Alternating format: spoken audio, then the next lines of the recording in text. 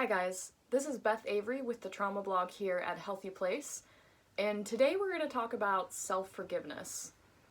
Now this is a pretty tough topic to talk about. It's also a tough topic to write about. It's a tough topic to live through. Self-forgiveness is, I think, very difficult for most people, whether they have PTSD or they don't. For some reason, it's easier to forgive the mistakes of other people than it is to forgive the mistakes that we make in our own lives. And that's definitely something that affects PTSD recovery and treatment. You know, a lot of times with PTSD, there's a lot of survivor's guilt almost, because, you know, everyone with PTSD goes through trauma. We go through something traumatic, we survive it. And no one really explains to you how you're supposed to feel after you survive something just horrific and traumatic. But what I've found with people with PTSD and myself, just, you know, people that I've met along my healing journey, is that it seems like we all carry just a great sense of guilt. Things that we wish we had done differently, things that we wish we had not done that could have changed the course of actions that led to what happened to us.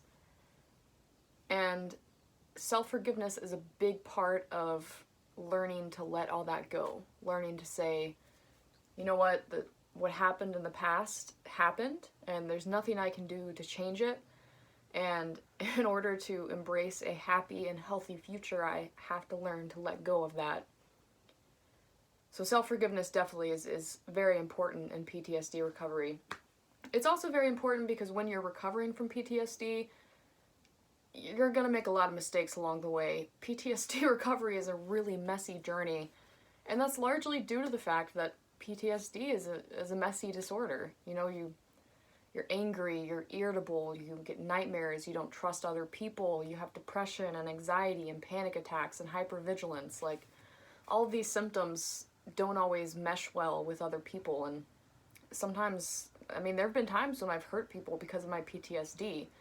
I had times when I've shut people out that didn't deserve to be shut out, and those are mistakes that I've made as a result of my disorder.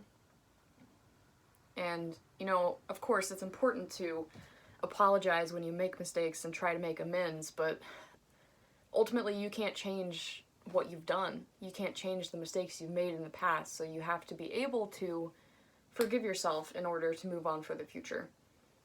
So if you suffer from PTSD and you're struggling with self-forgiveness, first off, know that you are not alone. It's a very difficult thing to swallow, being able to forgive yourself, and it's very normal for you to not want to do it.